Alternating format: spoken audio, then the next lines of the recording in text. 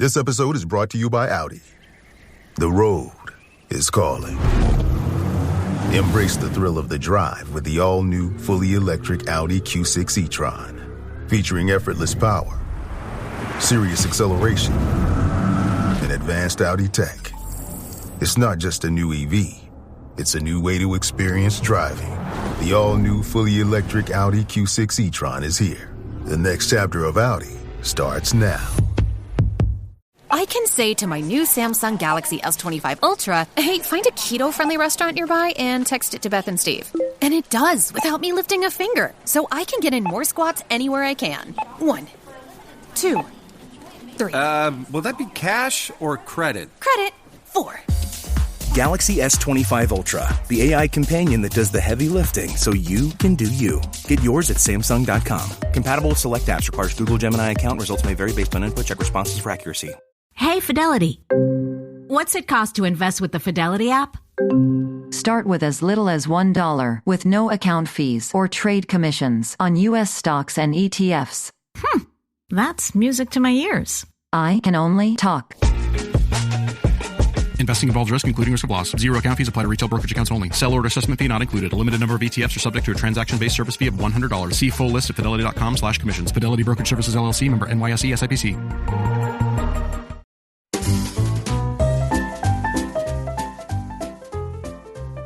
You're listening to the Animation Addicts Podcast, episode 268, Frankenweenie. It's totally Tim.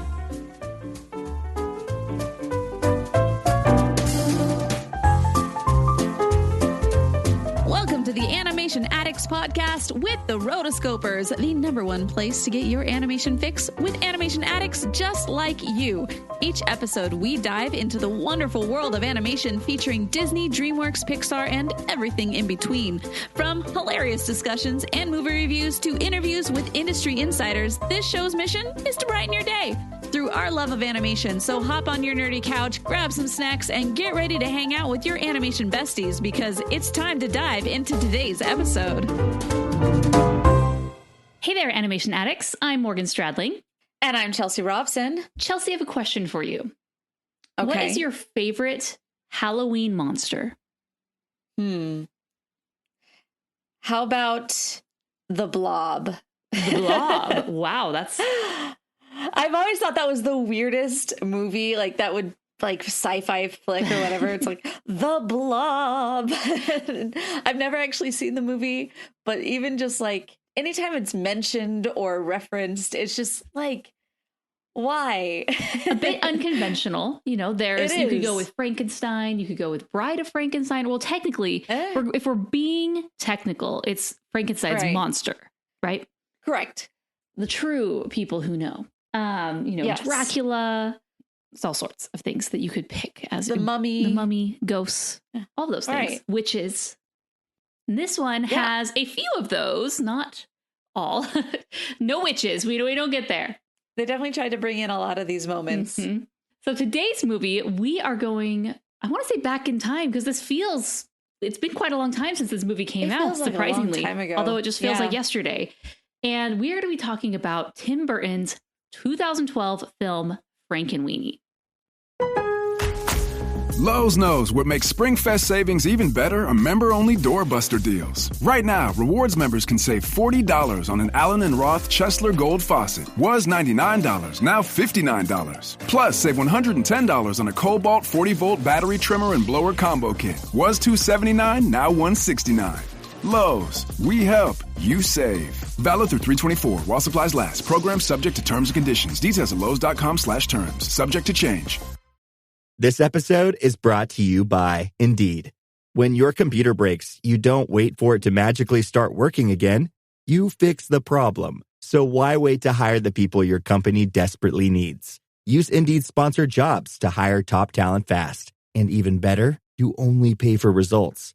There's no need to wait. Speed up your hiring with a $75 sponsored job credit at Indeed.com/podcast. Terms and conditions apply.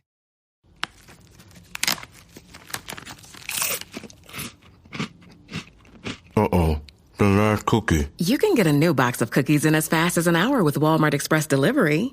Are you my guilty self-conscience? No, I'm the voice offering you promo code EXPRESS for free delivery on your first order. Hey, who ate my cookies? You mean, these cookies? Order now. Welcome to your Walmart. Promotion valid for first express delivery order. $50 minimum subject to availability. Restrictions apply.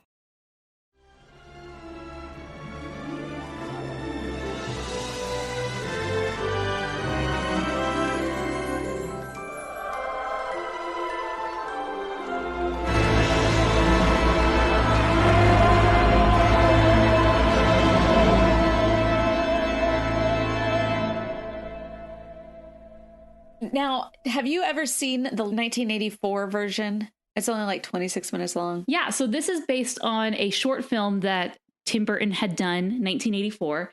And it's very short. It was meant to play in front of, another film. And I have seen it a long time ago. I was going to rewatch it for this, but didn't have the time. Although, who doesn't have 26 minutes? That's just an excuse, I guess.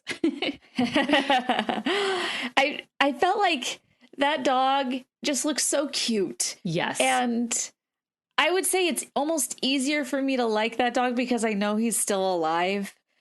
When in this movie, I don't know, it just felt weird because it's like, you really want him to be dead. Yeah, it's funny because in the Frankenweenie, it's a live action film. And this one is typical Tim Burton style. We have his aesthetic, those big eyes, super creepy. It's just totally Tim Burton all the way, right?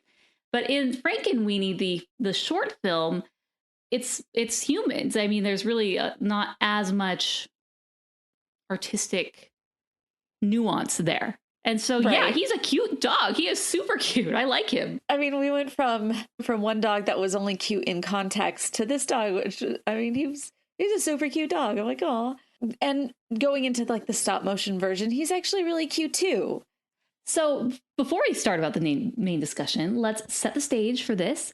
The production company was Walt Disney Pictures and Tim Burton Productions. It was distributed by Walt Disney Studios Motion Pictures. So this isn't technically, well, it is not. It is not. There's no technically at all. This is not part of the Walt Disney Animation Studios canon. And I think that's something important because you think of Nightmare Before Christmas, and at least at the Disney parks, it's just become Disney, right? Well, obviously with all of the various acquisitions over the years, there's just, you are part of the family.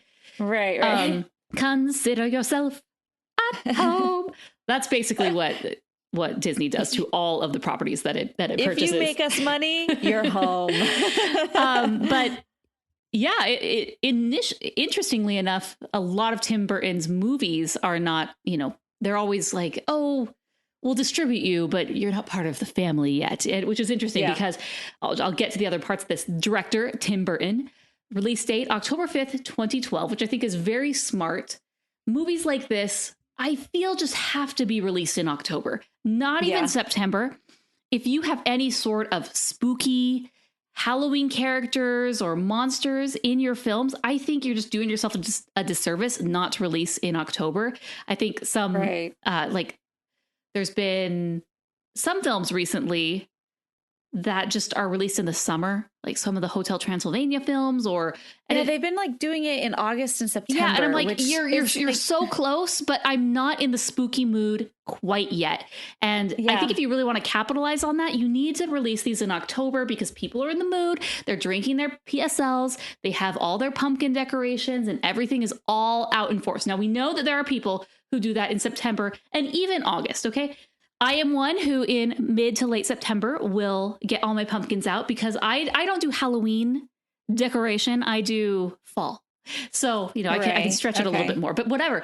By October, everyone is all in. You are ready to go. You're not going to get any of the naysayers who are like, it's not even October yet. Why are we already doing Halloween? When it's August and you see all the Halloween decorations and everyone's complaining. So long story short, bravo, great job. And it did well because the budget was $39 million, which is very reasonable for a film like this. And I'm always surprised every single time how low these stop motion budgets actually are, despite all the work that goes into them. And the box office did okay, $81.5 million. I mean, that's not something to scoff at. You made back your budget, doubled it. So good. Mm-hmm. You could do this again. We would like to see it go over 100, but fine, we'll take it. And I remember when this movie came out, this was just as we were starting the podcast and the website. And I remember doing articles about this film all the time because I was the only news writer. And specifically one that I remember was these character posters came out for each one of the characters. And I remember posting them on the website and then doing like an analysis of like, who is this person, their name, what do we think they're going to be, really diving into it. And yeah, so this definitely has a special place in my heart simply because of how invested I was with the release relating to the website. And then, we did end up seeing this movie when it came out, and we've done a few reviews. Surprisingly, we didn't review this one on the podcast, but when the Blu-ray came out, we did review that. And so I feel like we've technically done this one, but not on the podcast. So there you have it. Well, the Blu-ray review will be available in the show notes. So if you would like to see our faces talking about this. And to see if our opinions have changed 10 years later. That's true. Yes. That's the thing is like, I don't even remember what I gave this film. In our last episode where we were talking about some of the different movies through the Disney canon, I started talking about like, say, Bolt. And I remember Bolt right now, if you ask, and as you can see in my analysis of it, briefly in the last episode, it's like, I'm not a fan, whatever, so low. Yeah. But then I go back and as I'm putting together the show notes, I'm looking at, maybe 7-8 years ago, we did a whole series of reviews of the Disney canon. And so we're kind of like bringing those back in the show notes. You can go back and read individuals of what their reviews were for these films. And I was the one that got to review Bolt. Really? I was. Nice. And so I go back and I read it and I'm like, I actually liked it. And I haven't seen it since then. So why has my opinion of it shifted back to the negative? I don't know. But I have not gone back to look at what I thought about Frankenweenie at the time. And so it will be interesting for me to go back and see how it differs, because I'm sure it does, because I just end up doing that, whether or not it takes time. But you know what? These things, sometimes they change. Yeah, so this movie is, like I said, it's totally Tim Burton. If you look at concept art that he did for Nightmare Before Christmas or even other Disney animated films, so he worked for Disney for a while in the 80s. There was this big group that had come out of college and he was one of them. And then he left basically right after this film was completed. So after Frankenweenie, not this film, but Frankenweenie, the short was completed, according to Wikipedia, it says that they thought that he was wasting company resources. They spent $1 million on that film, that short film. And so they kind of parted ways. And then he had a series of strings of successes. And so they ended up bringing him back for Nightmare Before Christmas, where he was the producer in that, but obviously very, very instrumental. And I just think 84 was when that 30-minute short came out. And the 84 era of Disney was very different. So it's funny. Like that was like pre-Renaissance. And so you're just like, you're right on the cusp of company changes. So it is interesting to see how, the fact that he was able to finagle his way back in and be like, nope, I'm holding strong to this idea is pretty impressive in its own right. Yeah. Yeah. And so it's just really interesting that he came back. He had done other things for Disney at the time and comes back and says, hey, that short film that I released, not on good terms at the time, I want to redo it and let's make it stop motion. Bum, bum, bum. So this was part of a 2-film deal that he did to direct with Disney, one being Alice in Wonderland, and then the second one was this Frankenweenie that he was going to be doing. So this was part of his two that he had done. That's a good deal, though. The Alice in Wonderland series was just so, I think, iconically Tim Burton. And so for him to be able to like, okay, if you want my style, if you want my stuff, you have to give me even more money to redo Frankenweenie. It's just funny. Good for you. Yeah. Good for you, Tim. In life, you do not get what you deserve. You get what you negotiate. Good job, man. Yeah. So something that stands this movie apart it's black and white, which when I was watching it with my kids, they said, why is there no color? You know, they didn't understand the concept of a black and white film. And so that's something that makes it unique. The stop motion aspect makes it unique. Disney doesn't do too many of those. If they do, they tend to be Tim Burton. And then the Tim Burton aesthetic with the big eyes, the skinny legs, the gangly characters, just the overall creepiness to the design. I think of the one girl in this Frankenweenie who has the cat. She is just so creepy. But not scary. Just like a really creepy vibe. But she's cool. You know, if I had kids and I took them to school and all of the students in my kids' class had thick, dark circles under their eyes like this, I might reconsider my choice of schools. Right. It's like, I don't know what's happening here, but okay. And, you know, this film is interesting because it's set in a setting that things are kind of ambiguous and they don't answer those questions. You know, is it the 1950s? Is this supposed to be in a different era? Why is it black and white? Why is the place called New Holland? All these questions that, like, if there's a New Holland, I mean, is it meant to represent, you know, like Holland, the country, and this is a city called New Holland, or like, what's that all about? You know, and they have the windmill, which obviously is very indicative of Holland. So it kind of sets the stage, you know, and the city themselves, a lot, maybe the city itself is kind of like anti-science. So they go against the science teacher in a way. So it's just really kind of interesting the way that they set this up. And then you kind of go from there. We don't get answers to some of these questions, and that's okay. Yeah, I wish I had more answers to questions, though.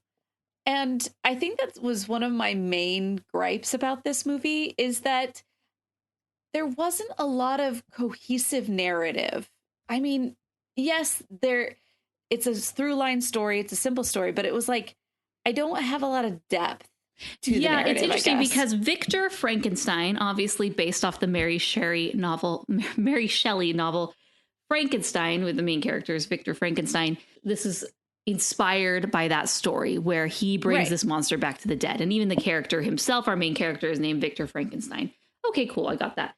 You know, and then the main characters that we're supposed to care about is Sparky the dog and Victor. But in the short film, there's less side characters. There's less going on. We really are more focused on Victor and the dog, and you really get to know them and you know who they are and they have more motivations.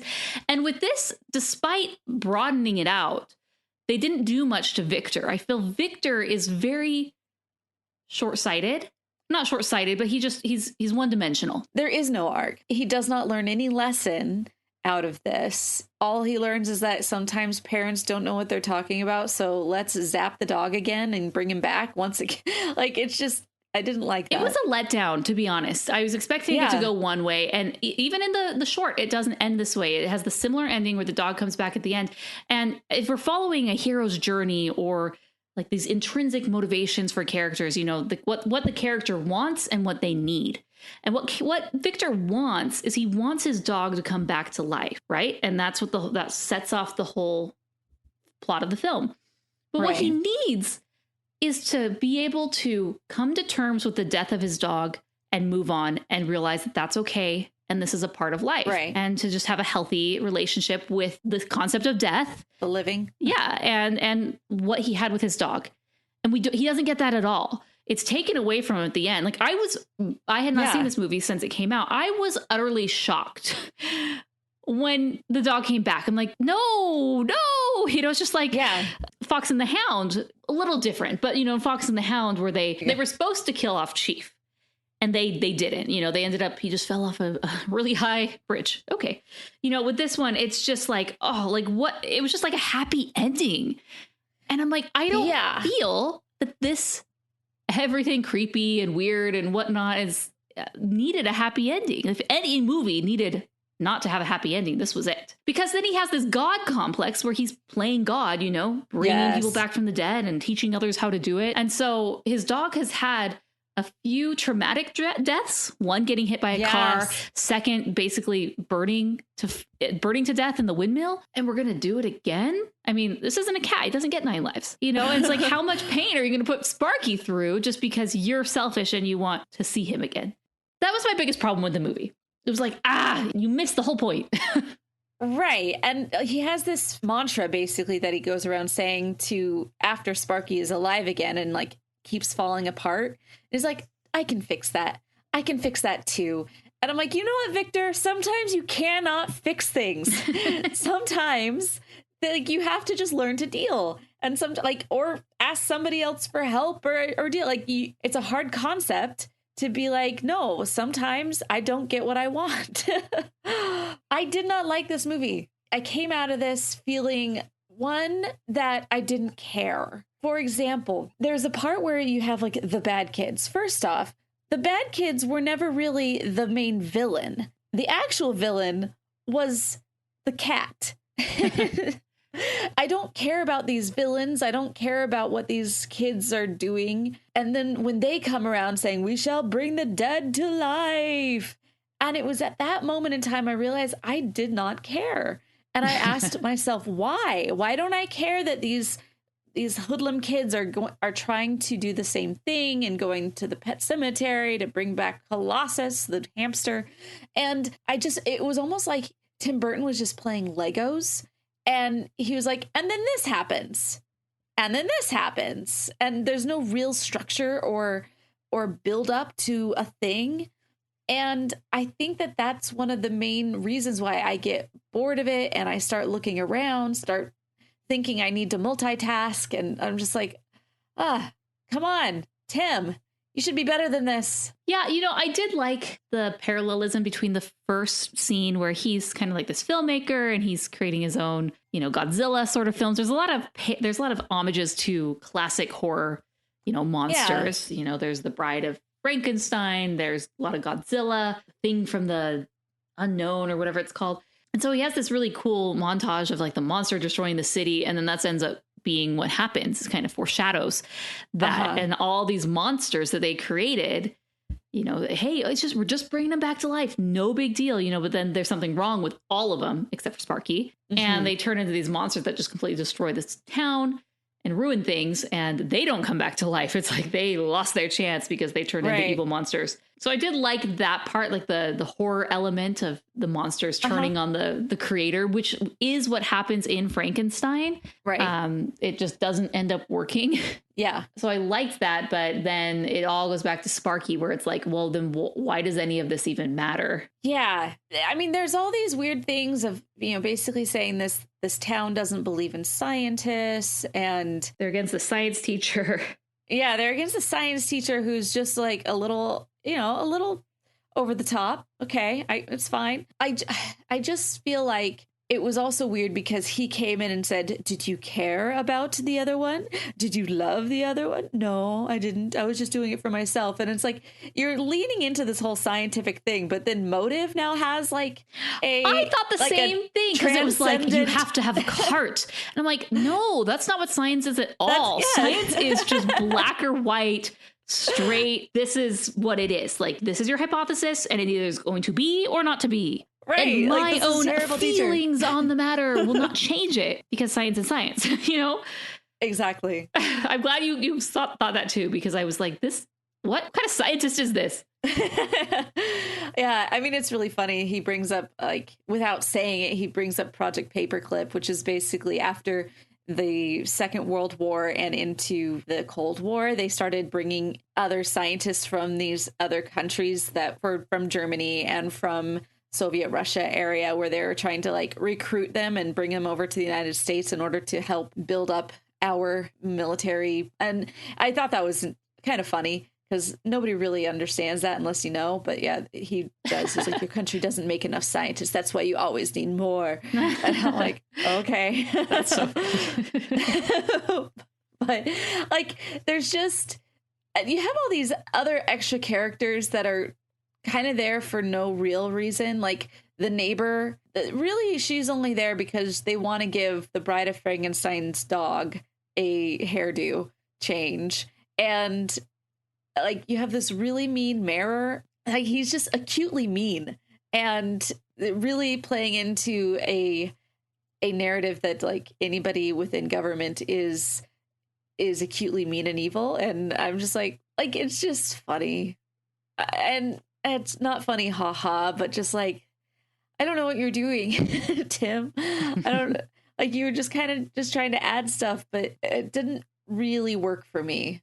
Yeah. I did like the music. I felt like it did a good job of playing into the emotional aspects of what you were supposed to be feeling. Mm-hmm. And if you were to play it out and listen, it's like, yeah, this is very well done. The animation, I feel like it's always fun to watch stop motion just because it's just such a unique way of presenting a story that it almost always keeps my attention just for that aspect. Yeah. Yeah, those are things that I really liked about it. Yeah, the music was something that I noticed as well, done by Danny Elfman, who is, Tim Burton's go-to, very synonymous with his stop motion animated films. Has done quite a bit, and it did a good job. And animation wise, I have nothing bad to say about the animation. I feel like character models were really unique and fun. Mm-hmm. It was different. Now, some might say this is just same old Tim Burton, like this is getting old seeing, Tim Burton style, but I don't think so. I feel like if you're an artist and you have a particular style, it's in your best interest to keep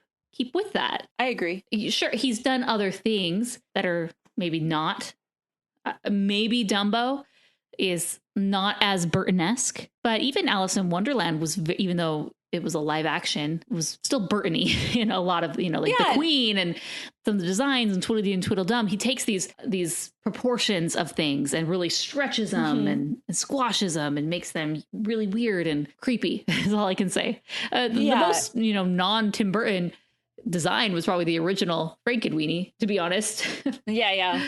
But it's great. I like Tim Burton doing Tim Burton. You know what I mean? It's not something where other people have really globbed onto that or kind of stole his design and it's just become synonymous with like spooky and scary.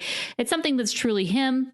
We don't see his films too often. So it's every once in a while when I see it, I'm like, oh, okay, I know what I'm getting into with him. So I like that. It helps set the stage. And the animation, I just am completely in awe with how they do the process, how it's just bonkers to me. Stop motion animated films, moving a camera while also moving characters. And then you got to move the background characters. It's just like, wow, so much time and prep goes into this. It's really cool. It was great. It didn't distract and it never got old. Yeah. As far as the animation, I think that Tim Burton should always be Tim Burton. Like you said, if you're an artist and you find a thing that works, lean into it because it's better to be known for something than to be a copier of everything. Mm-hmm. Because you're never you and you're able to, just by you saying, this is my thing, it also helps build that following. There's people who are diehard Tim Burton fans and they love everything about it. And for that, I say, bravo, you've created a super fan. That's really difficult to do. Mm-hmm. And I have nothing but praise in that regard for Tim. Yeah, so let's look over his filmography because he's done quite a body of work starting in 1984 with Frankenweenie. Surprisingly, it's just so interesting that this was his first movie that he had worked on and he really didn't get to see it properly released. I couldn't tell. Initially, it was supposed to be as part of the re-release of The Jungle Book in 1984 in the summer. And then it said it was pushed back to be in front of, where is it? Pinocchio in December. And I'm like, again, you're missing the window for this. Was there not a Halloween film you could put this from? It says it was rescheduled. And then it says, although the film was subsequently shelved. So making it appear as if this film actually had neither of those. It was never released. And so, yeah, he'd be extra mad. It ultimately, because he was so successful in a variety of films that he had done, it ultimately got its own home video release. So on a budget of $1 million, the box office for the original short, I say box office, but I'm not even sure if that's box office or DVD sales, $11.4 million.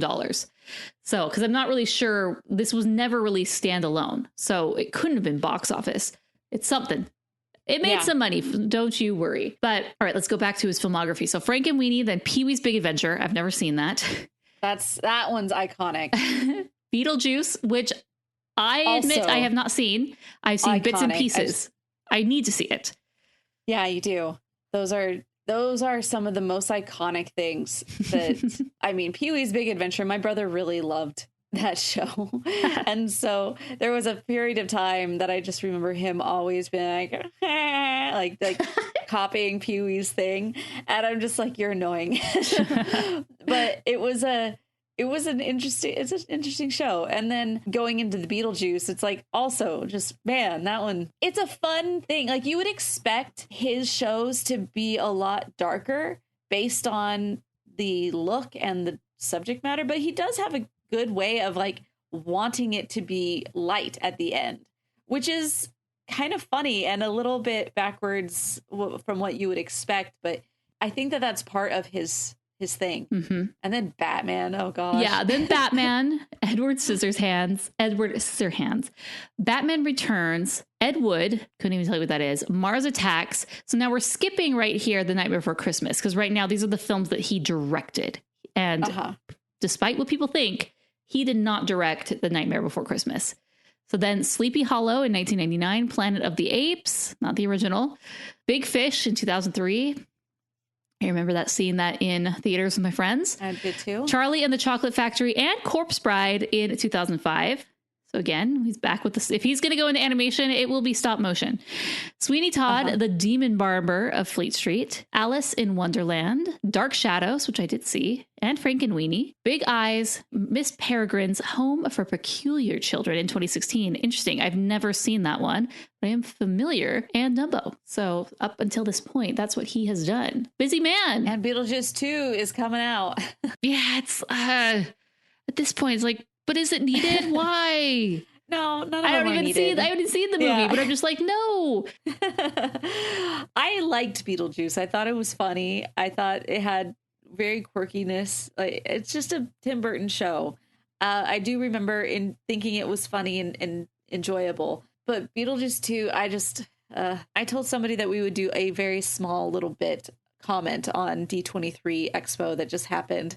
And I think the main comment that I can just have is just like, why so many sequels? We're like a broken record. I know. This is the Bob Chapek era. Yes. Bring on the remakes, bring on the sequels, bring on different ways to make money and to nickel and dime consumers. Just bring it on. It doesn't have to be good. It does not even have to be good. As long as it's going to bring in tons and tons of cash, we don't care. Yep. But, we'll find some good things in there, I'm sure, as the years progress. So here we go.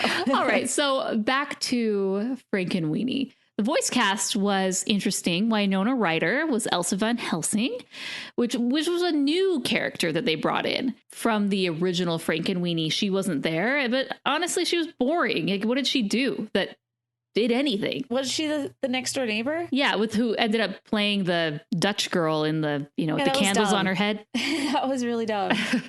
She had no real part to play, and I didn't care about her. And it was, other than the fact that she felt sad that he lost his dog, and she had a cute dog who ended up with a cool hairstyle in the end. I have no connection to this person. Right. Catherine O'Hara for Mrs. Frankenstein. Yeah, Martin Short for Mr. Frankenstein. Martin Short, yeah.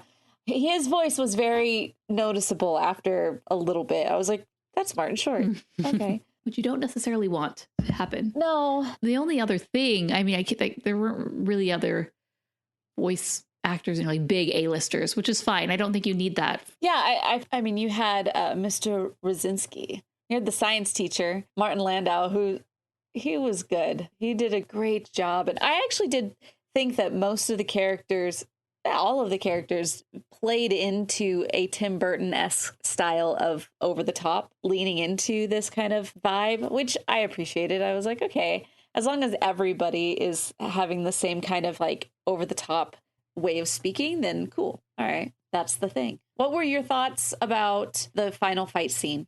I liked it. I thought that it was big. It was exciting. It evoked all of this imagery from other famous horror movies and properties, and was pretty good all around. I didn't think that it took away from the film. It was leading there. It was foreshadowed at the beginning, and it kind of showed to me the humanity of, hey, just because you think you can do something and maybe you figure out how doesn't mean it should be done. And Right. with bringing these creatures back, there were serious consequences that they weren't the same animal that died. Right. You know, they these you couldn't even call them your pet, and Right. you wouldn't want to be associated with them, right? That was not your pet. So it showed the consequences of your actions, and I think that was something ultimately that was taken away again from Victor. He doesn't have any consequences to his actions. You know, even Sparky himself doesn't really seem to have any issues. He's not turning on him. He's not a different dog. He's 100% Sparky. He's just as lively as ever, even funnier because he's falling apart and springing a leak, all these things, you know? And so it was disappointing because he needed this. He needed to learn a lesson. Right. Well, and I think it goes back to like innately, we all know this is wrong. Like this is against nature. It goes against something inside of us that says, no, this shouldn't be a thing. And the fact that it kind of entertains it as, no, it should be a thing and we're going to make it thing. Yeah. So there, it's like, it just doesn't, there's something inside of me that says, I don't like it. I don't like it. You and Cullen, huh? I just don't like it. Yep. Like Mr. Whiskers being the true villain was just weird too. Because what did Mr. Whiskers ever do? Right. He just predict the future.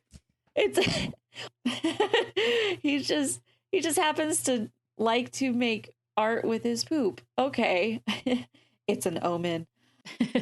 And then he just turns into this devil cat thing that gets stabbed through with a pitchfork. Oh yeah. At the end, like a javelin. I'm like, holy, it makes no sense. It makes no sense because if they're trying to say it all depends on science is the only thing that matters. And then, but also intent is really the thing that matters. And it's like, what? It makes no sense. This is, I'm annoyed. So anyway, that's where I'm at. All right. So what would you rate it?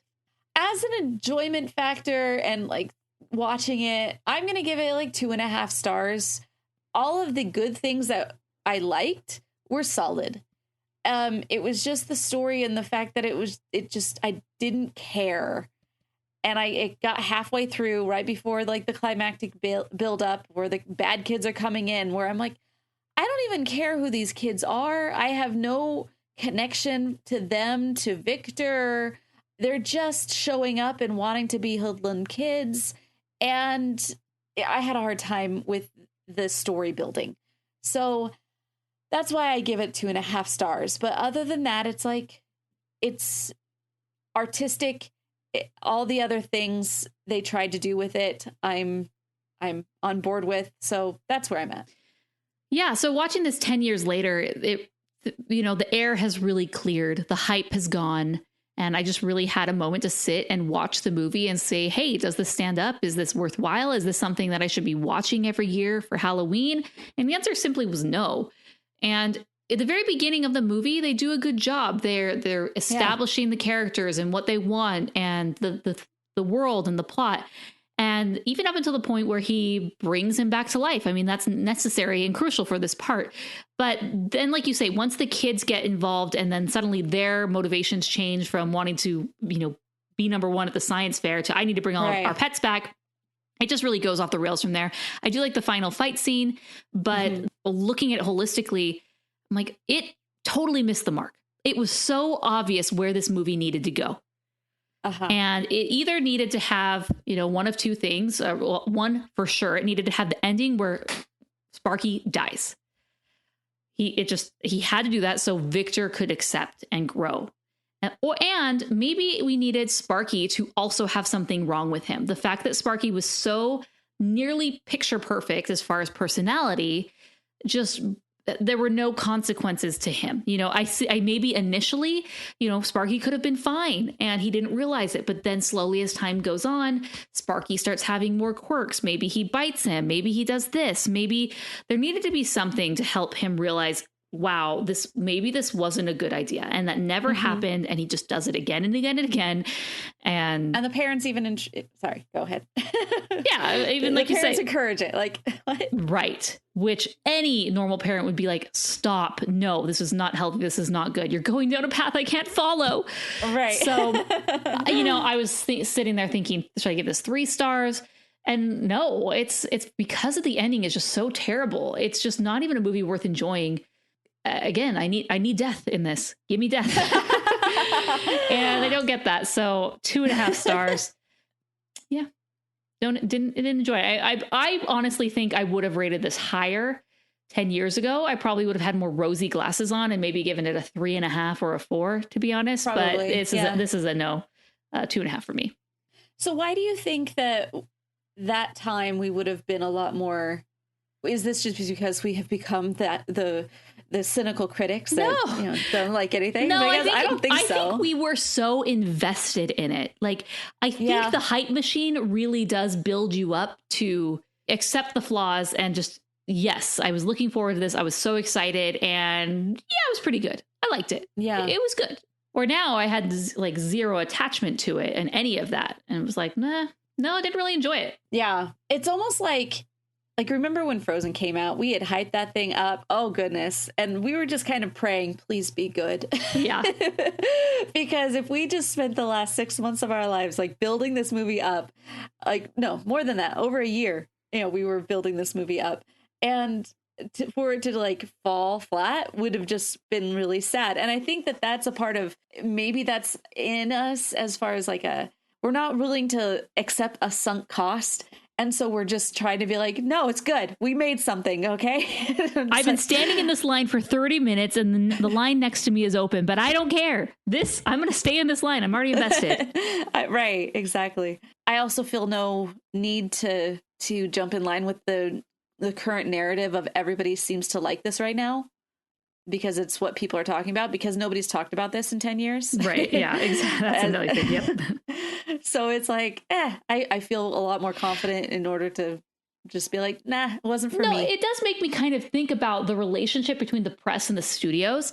Obviously the studios want the press to talk about their film and to promote their film and to give them free press and whatnot. And so they want you to write articles. They invite you to the press events. They want you to do this, and there's those build up for the eventual release of the film. So you've seen the behind the scenes. You've met the people behind it, the directors and the filmmakers. Oh, you've walked the set. Wow, how amazing! Look at all the hard work that went into this. Like, you're so invested, and then by the time it comes for a review, that's kind of baked into the cake. As much as you try not to, I do think it's hard to dissociate it. And so there are some outlets that they'll do press, but they won't review. And there's others that won't do the press, the lead up, the promotion, but they'll do the review. And then there's others that do both. And kind of looking through that, I'm like, I kind of see that slight conflict of interest. But at the same time, like, you as an outlet want to get all that material. You want those cool opportunities because your fans care about those. I think ideally, if you were to do both, you'd have one group of people or person doing all the press stuff and an entirely disjointed other person doing the review. I still don't think that would have gone over well. Like, for example, when we were doing Frozen stuff and you had Myra, who, shout out to Myra, hey, like, she was the only real one on the team where she had a different opinion, and she posted about it. And I just remember all of the fans who had been jumping on and being like, I thought you guys were pro this. How dare you? Like, she got a lot of backlash because of it. And it was hard because you've built up a following. And this is actually, this is a hard thing to do in a lot of media too, because they have a thing that's called agree with the audience. Basically a news story comes out, and if your audience has this opinion about it, regardless of the facts, they're going to continue along with this opinion in order to have right. Because the readers are eyeballs and they bring money. Right. Exactly. So it's really difficult to go in and have these kind of real conversations so close to the initial outpicked. All this in retrospect, when you look at anything that is online, on TV, on anything, it's like there is a little bit of that to take into consideration when you are trying to build up your opinions, I guess, on anything that happens, because there's so much conflicted interest in everything. Like I have been watching a lot of YouTube lately, and a lot of these YouTubers that'll come up and they'll give a shout out to a brand or something that they have been hired to promote. And that's really hard to do, like to decide, okay, if as a quote unquote influencer, you have to really only go into those types of deals on things that you legitimately have sought out for prior, I would think, because otherwise there's not much of a reason to say, yes, this person is truly unbiased. Right. Or even, Instagram influencers who they've built their whole account on recommending products, whether it be clothes or gadgets or gizmos, who's it's and what's it's galore, whatever it is. And for some people, you'll notice, if you're a keen observer, that, hey, literally everything that they are recommending, there's an affiliate link for. So they are only recommending things that are a part of an affiliate network, or they are getting paid by the brand. For example, skincare. There is a big brand called Tula, which is big on the influencer space. And this is kind of like our mini nerdy couch discussion all the way at the end, talking about conflict of interest with studios and press and influencers. It's interesting. So Tula, all the influencers talk about Tula skincare, and it's so great. It's changed my life. But it's the ingredient. If you look at the actual ingredients, and I purchased it and I didn't think it was that great, because I am used to using medical grade skincare, which you can only purchase through a doctor or like a med spa that has a doctor over them, and then the estheticians recommend it. So you can only purchase it because of the MD, right? And for that reason, medical grade or pharmaceutical grade skincare, the potency of the active ingredients can be above a certain level. Anything direct to consumer below that, like they're capped at like 2.5% for this ingredient or 3 for this, right? So you're just not getting as strong of ingredients, which means the results aren't as impactful. Like obviously they're still there for some things, but it's just funny to me because it's like, well, if you're truly a skincare aficionado, this is the only thing that you're recommending. And lo and behold, every single part of your 7-step routine is all Tula products. Yeah. Kind of suspicious to me, whereas I use a variety of products from a variety of brands. I'm not saying, but I have this is just me because it works for me. I'm not trying to sell it. I'm sure if I were slowly moving to that space, it's like, well, I can recommend this product. And I do see that from time to time. They're like, hey, no affiliate link. I just really like this product. And they'll, send the link. But then it's like, so I can do that and help people out, or I can give them this other link and it helps me out too. And it's not as good, but it's good enough. And so it's just, once you kind of start like, I don't know, it's so hard. The whole advertising model, and, you have to bring in ads to support the medium, it's like you need money to promote the message. Everyone does ads, right? Like a lot of these studios, even Pixar started out as an advertising agency, and so many of them started doing ads to bring in the money so they could make the movies that they wanted to. But I don't know. It's just a really interesting concept to think about, going back to the movies and the relationship with press and influencers, now. Yeah, it's something to look at when you're making purchases, but also when you're just, it's just so hard because you really do have to learn to have a mind of your own. And that's hard too, because so many people are going to be like, nope. And that was something that I really respected Myra for, because even though she knew that posting her opinion of, at that time when everything else about the website was like popping and saying, go Frozen. And she was like, actually, I'm not excited about it for these reasons. And she got a lot of pushback from that. And to be able to stand and just say, I know that I'm going to get pushback for something, but this is really how I feel. And that's really how I've come to have this opinion. And I trust and appreciate those, even though they may differ from mine more, as long as they have like actual reasons why. And then I'm like, okay, I can take your word or what you say for more value because I don't think that you're just kind of following everybody else. Yeah. So interesting. Love to know your thoughts on this discussion, whether it be Frankenweenie or the whole just ability to be influenced and to be an influencer, that whole conversation that we just had, let us know. Go to rotoscopers.com/268. Leave us a comment there. We'd love to hear it. We have had a couple different people give us reviews on our podcast, and so we're going to shout you out. First off, we have 100144 in Australia and says, "So funny, winky face, 5 stars." Thank you. Yes. That's all I needed. Winky face. And then the next one is from Ella Basil. And she says, "Podcast with an exclamation point, 5 stars. This is a really great podcast. I always love listening.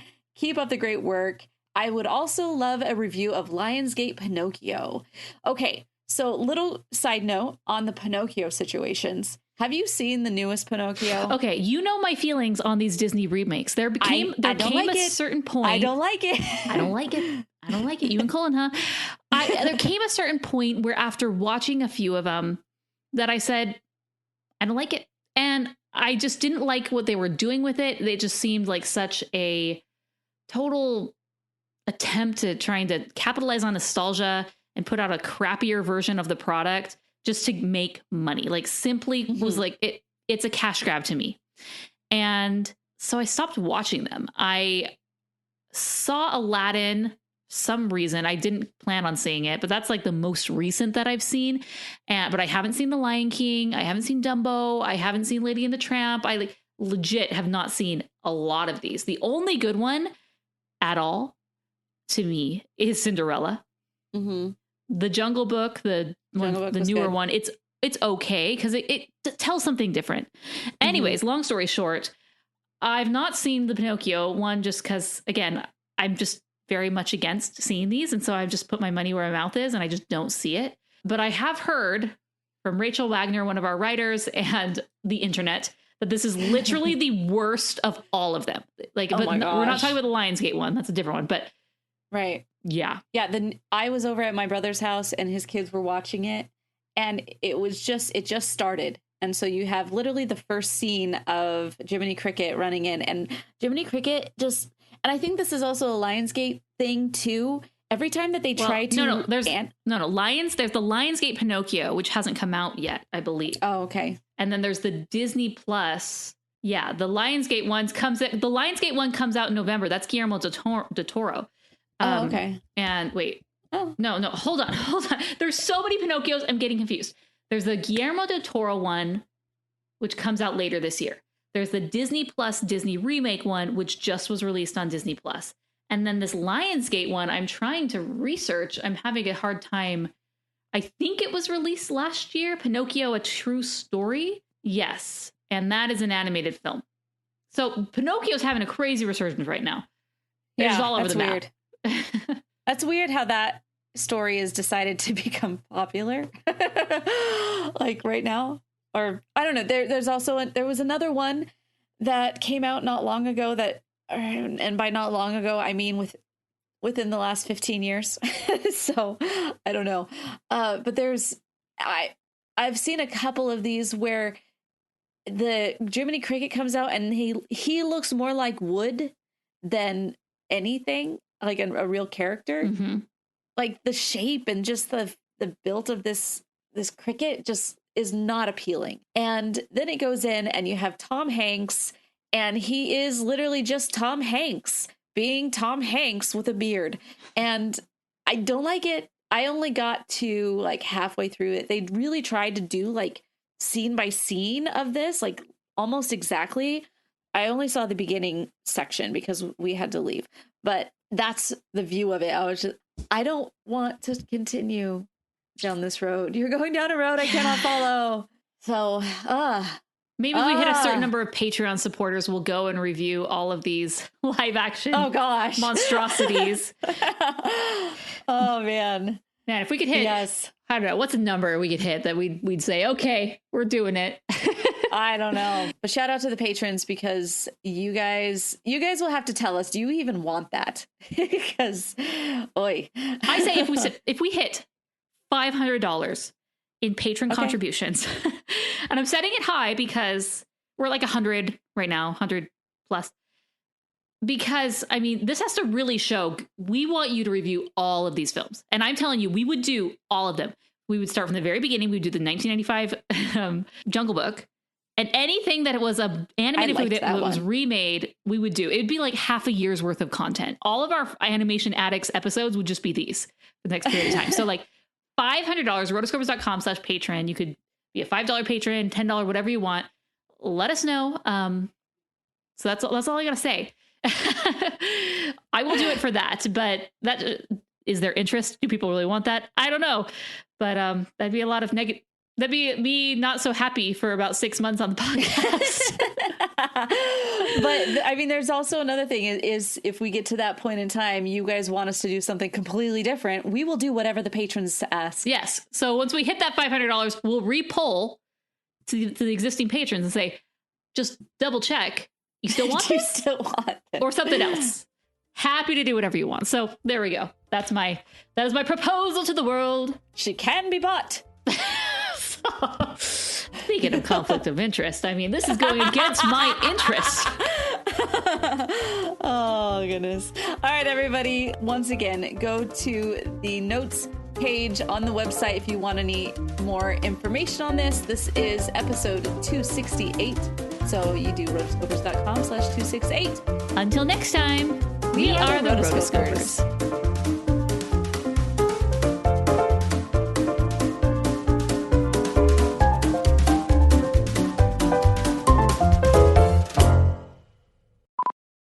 They were supposed to kill off, what's the dog's name? Not Copper.